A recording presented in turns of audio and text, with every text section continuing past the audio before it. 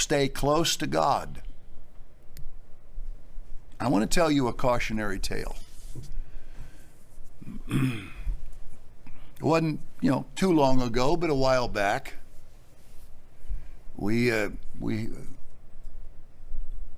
were working with a minister. He'd been on a stipend. He had his own job. Because people can just absolutely live a lie and just brazenly steal and lie from the church. So I'm going to tell you a story, not so you can guess who is it. I don't think you'll guess who it is. But there was a man who had his own job and said he needed a stipend to be able to make ends meet, so we gave him a stipend. And didn't check his tithe record. And for 2 years, he didn't tithe a dime on his own income or what we gave him. Then we took his stipend back. That's what brought this out. And eventually he said, I made a conscious decision 2 years ago not to tithe. He knew it was a law of God. His exact words, I made a conscious decision 2 years ago not to tithe. I knew I would be caught, and I knew there were consequences. Do you know what he was calling and asking for? Hoping we wouldn't catch him so he could steal and lie more, this minister.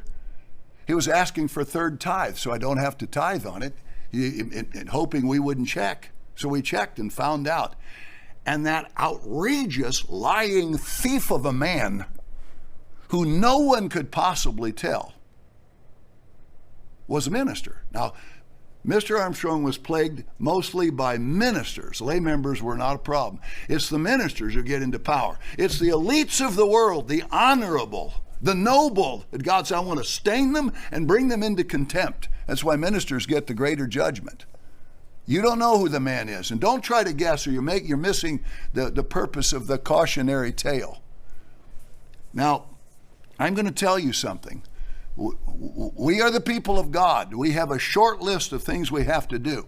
That man sold his eternal life, knowing he was stealing, hoping he could steal third tithe at the end of it and remain a minister. And I'm telling you, if you met him, you'd say it's not possible that it's true, but it is true. So I'm telling you, some people are afraid to sell all. They won't. They don't have the faith. I'm telling you, you got 51 days. If you are sitting on funds, extra houses, or cash, you are commanded by God to sell all, or at best you will face 4 years of sore trial. Now, I don't mean to be strong because I don't need it. The church is doing fine. But you need to do it. Ananias and Sapphira thought they didn't need to do it. It was for other people. Fear not, little flock. The first thing is sell that you have. The rich young ruler wouldn't do it. And some brethren won't do it. Now, the best that can happen for such people who've been told and blew it off, the best that can happen is they get 4 years, and they will not escape in the end of the 4 years. They'll have to overcome as Christ did, which means they die. That's the best that can happen. The worst that can happen is they don't even get the 4 years because they knew better and would not pay their all and sell all.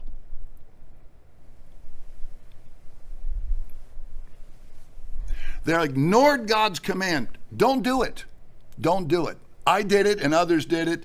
Many have paid their common. And their lives have been fine.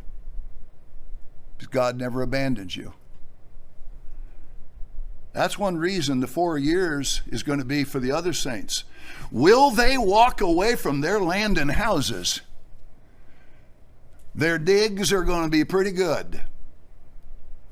And it's going to be hard having things they never had before. You can face it now for a brief period, or you can face it then. Kind of the old Fram oil filter. Pay me now or pay me later.